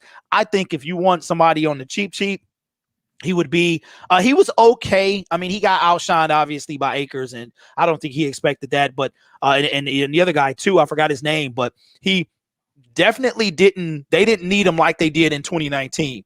So I could see a Malcolm Brown coming here, but I could also see a Mark Ingram as well. The thing about Mark Ingram is I'm just worried about the money because he's used to signing mid-teen deals. You're talking about, I mean, his cheapest deal obviously was his rookie deal. And I think the deal he got with the Saints was more than the one he just got, but that was still 3 years, $15 million. So he was already guaranteed 6.5 of that 15 million. So that's the thing for me. I agree with Mike about the AP. I mean, but AP, he kind of became a sucker. He talking about he want to go to Tampa Bay. Leonard Fournette is also on that list. So, but I don't think he goes anywhere. I think he's going to try his best to stay in Tampa. So for me, it could be a, I don't really, Matt Breida. I feel like he's kind of, I don't know. I like what you said, Mike, that like a bruiser type running back. And I think Malcolm Brown and Mark Ingram would be, the best choices. I think for me, Mark has very little use last year. You know what I'm saying? He's got 200, 300 some yards, something like that. So he doesn't have a bunch. So I think between the two, I would prefer either Malcolm Brown or an undrafted free agent, somewhere later. So that's what I would prefer right there. But you guys got anything else, any other free agents or anything like that? So if you had to pick between the two, Mark Ingram or Malcolm Brown, Mark, who would you pick, man? Mark Ingram, Malcolm Brown. I would probably pick Mark Ingram. Yeah, I like Mark Ingram. You could probably get him around $5 million for a couple of years. You have to give him 10 overall. Yeah. I don't think he's gonna come with a hefty price tag just because of his age too, right? Because of his age, he's 31 years old. 31, so yeah, so I'd rather grab a Mark Ingram, man, because I like him. He's a colorful guy, man. He's hype, man. Yeah. He gets the guys going. You see him on the sidelines. He jumps around. He's fired up, man. I would really like a Mark Ingram. Yeah, over Malcolm Brown for sure. Yeah, and I think I see Noble Sports Entertainment brings up Gurley. Brad Holmes helped drafted him. That is true. There's another connection. I forgot about him. But if we're talking about Kenyon Drake being the top, this guy's going to want more bread than I would like to give him. You know what I'm saying? I feel like Todd Gurley would be on the expensive side that you might not want to deal with, although I think Mark Ingram will be a little bit less than him. And I mean, more tread on the tires. You know, he didn't really play last year that much. So for me, and I don't know how Todd Gurley knees are, I'm taking Mark Ingram, man. I'll take Artos Pinner. Artos Pinner, remember him? Okay. Yeah, but that's crazy. I'm telling you right now, man, Gurley, you know what, Grid? He's not going to be a ton of money. He won't. You don't think he is? He only signed with the Falcons like a $5.5 million deal. Yep, like for a 1 year. For a 1 year deal. So he wouldn't be bad, man. Now, okay, so we take him if he's asking for what would you pay for Todd Gurley? Let's say Todd is interested and he's like, what would you say? Here, Todd, here's your deal. I'm looking at an undrafted rookie. I'm not gonna lie. Yeah. I'm the same with Mike, but if you had to pay for him, I'm not paying anything over $5.5 million to get him here. No way. 1 year deal, right? 1 year deal. A 1 year deal, man. You want to come and you want to try to get another big deal down the stretch on another team. Yeah, that's fine. But we're not giving you over anything. We're talking about a backup, you know? Yeah, he's a backup. So yeah, but at the same time, guys, we need a back. I know, Mike, you were saying number 2 Swift, number 1 Swift, but let's be honest, man. We need somebody to back up Swift. I would like to see. Yeah, we know Swift is the feature back. I think he's going to be a feature back, but at the same time, it's not, Swift goes out. I want his backup to be a guy that can run on you. That's what I want. I want this guy to get us 4 or 5 yards. Oh, no doubt. I definitely. Yeah. You know what I mean? So I think Zinner feel like you can find them. You know, the running backs, you can find them, man. Like I'm still mad that we released him and he went over to Seattle. He did us that 5 yards. Big Bo. Yeah, but he wasn't as big to me when I saw him in Seattle. Like when he got hurt, he didn't look the same like he did with us. He trimmed down a bit. He did. He trimmed down a bit. And that's something that I worry about, you know. So I don't know. That kind of worries me about Matt Breida. He doesn't look the same since he had his breakout season. So for me, man, I mean, I could see a Malcolm Brown. I really could see if we're looking for like on the cheaper side, you know, you get the Meyer rice cakes. And I can see that Mark Ingram, Todd Gurley would be the Quaker Oats. What you say? The former Steelers, Kansas City running back, and he a free agent too, Bell? Oh, Le'Veon Bell is too. He is. I don't want Le'Veon. I don't. But that's why I like Mike Davis, guys. I'm telling you, man, he would be a solid backup. He was really, really good in Carolina this year. Man. I think King James says Jamal Williams, the Packers. Yeah, he's a free agent too. He is. I thought they'll probably re-sign him though. Yeah, Aaron Jones was. I didn't think Jamal Williams was. Okay, maybe he is. I think it is. It's one of them. Guys is. It's Aaron Jones. It's Aaron Jones. Aaron for sure. Jones. Yeah, Aaron I think it's Aaron Jones. Sure. Yeah, Jamal Aaron Williams Jones. Yeah, they're not getting rid of him. They're not getting rid of that kid. Yeah, so, make our offensive lineman a running back. Well, I know we need somebody. And you know what, gentlemen? We've been on for an hour, 45 minutes, and I would take more phone calls, but I am tired because I'm old, so I need to take a break. And this time it's true. I have some Kool-Aid, but I don't got to go to the bathroom. So that's a plus and a first. But anyway, guys, we love the show. Travis, thank you so much for the super chat. I appreciate everybody who called in. MICROMIKE, we got something going on Thursday. Tell us about it. Man, it's called the One Pride Podcast. I mean, it's a great show, you guys. It's at 6:30 p.m. EST on my channel. We do the live mailbag segment, and that's where you got questions. We have answers. The fellas of ISN is on there. A lot of times we have special guests on there, and we have one coming up because I talked to him. It's a great time, so make sure you are there. And if you're not subscribed to my channel, you are straight crazy because I'm dropping Detroit Lions news and rumors 24/7. So subscribe if you haven't done so. Thank you. Absolutely. Somebody came in right before Craig says, is Latavius Murray available? I don't know. I don't think so. No, he's not, man. He's on a Saints still. He's not a free agent. I don't think he was. Mark, how you doing, buddy? Tell the people something, man. Thanks a lot, guys. Thanks, Grid, man, for having me. Thanks, everybody in the chat. I'm going to be dropping some content. I got a video coming out tomorrow, guys, and just talking a little bit about some, a little bit about TJ Hawkinson and a couple draft tight ends, a couple guys that I like. Don't worry, guys. I don't want a tight end in first round. Just talking about a couple guys, man. And thanks a lot, guys.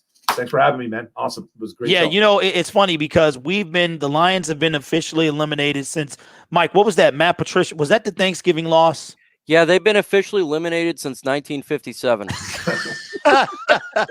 That's a long time. Got him. And I mean, you know, to talk about this team every week or every day like Mike does, or every, few days or like Mark does, that takes a lot of dedication, man, and a lot of passion. And you guys are out there passionate as well. And I think that we see that passion in this new regime. I mean, when Anthony Lynn was talking about the team and stuff like that, and the fact that Deuce Staley could have gone to Chicago, but he came here. So while I think it's a little too early to get excited, we need to see the product on the field. I think it's safe to say that this is something that I have never seen before, and I've been through quite a few regimes. Quite a bit. The morning wags and the Bobby 40, Ross 50,000. The Steve Mariucci's, you know what I'm saying? The Dick Duran interim.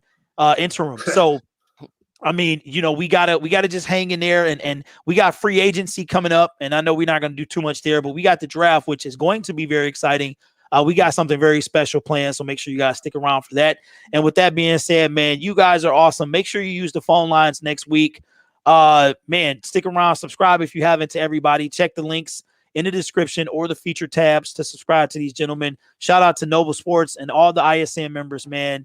And we appreciate you guys. So with that being said, have a great Tuesday night, and we'll see you Thursday for the One Pride podcast, and be back here next week, 7:00 EST PM for Spike Kool-Aid. And we'll give you more entertainment, because were you not entertained? And with that being said, I'm going to send y'all out on some Celine Dion. No, I'm just playing. Good night, everyone.